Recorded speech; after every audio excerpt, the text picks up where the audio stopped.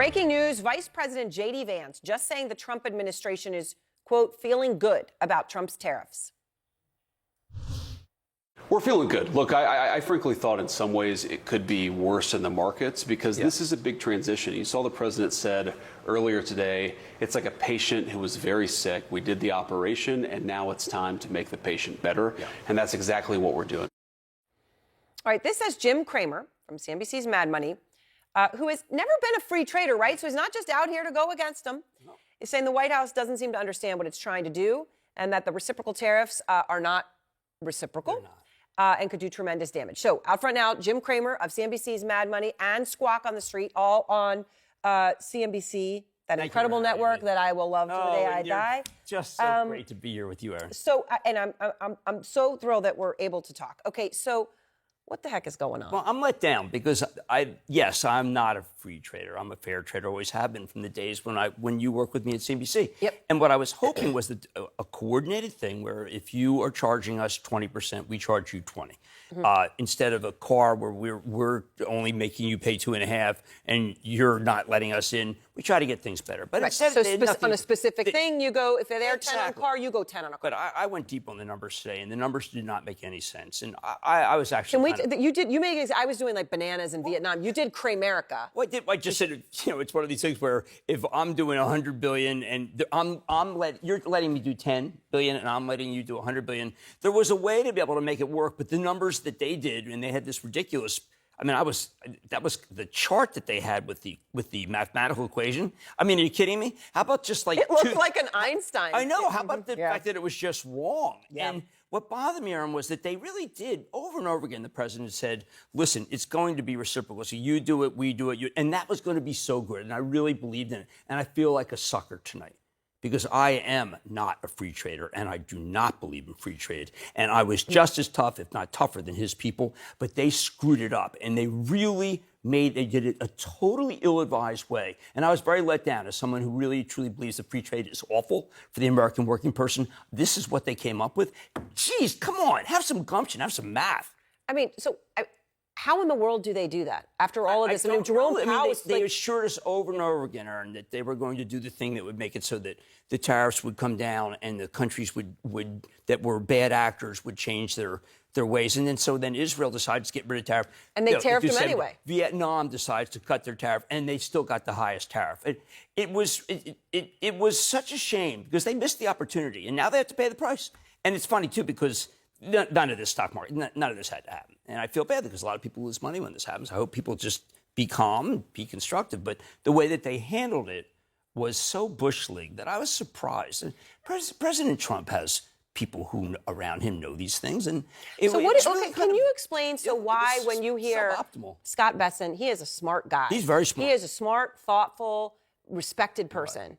Right. And he came out and defended these. Well, I think when you But people like that, they know.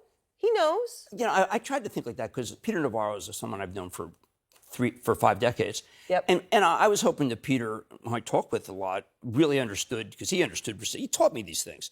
And I know he knows what reciprocal tariff really is. And he didn't deliver on that. And that was a shame because there was such a great opportunity to course correct and make it so all these people who have taken advantage of our country repeatedly and wiped out all of the jobs in small towns, wiped out my father's job. This is one of the reasons why I've always felt like this. It's ridiculous how badly we've been taken advantage of.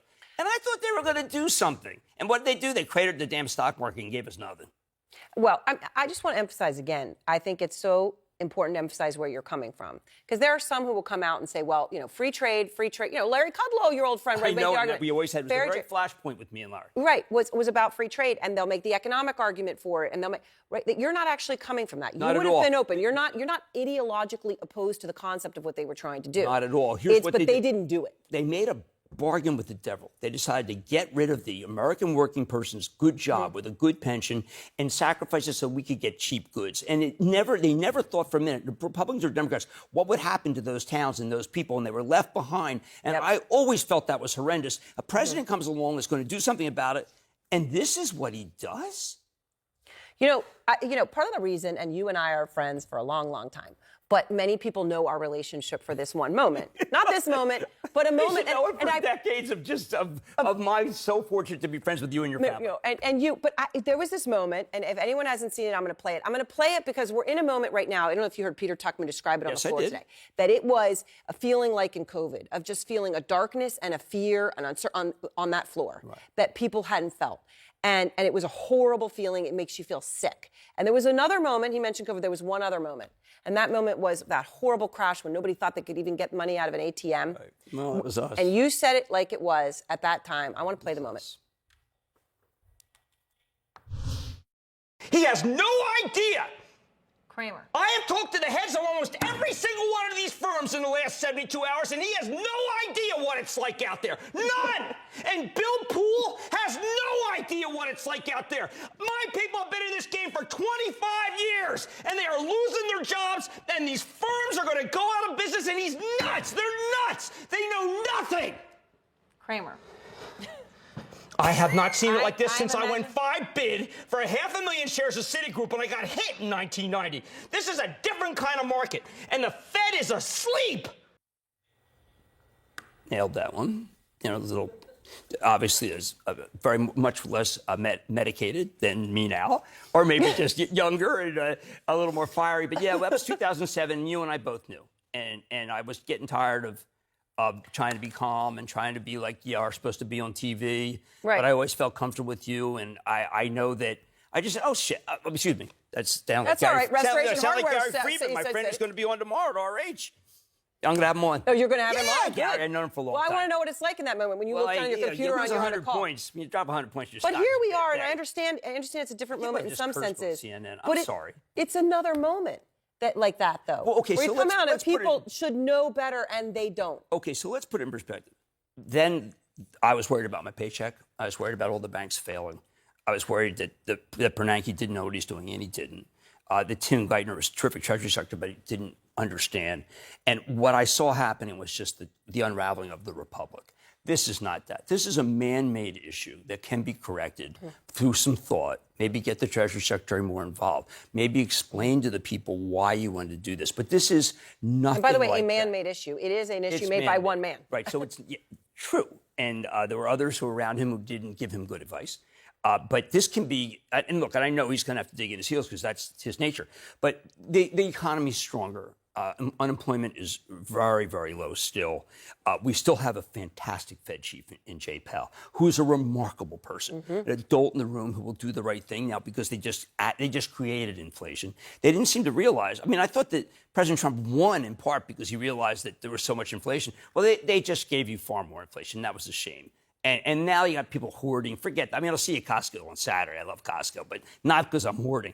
But I do buy gold for Costco, and I like gold. But I just feel that they just did the wrong thing, Aaron. But it's not something that is catastrophic. The stock market will recover, but this is not 2007 when so many people lost everything. Yeah, well, and let's hope that they can course correct.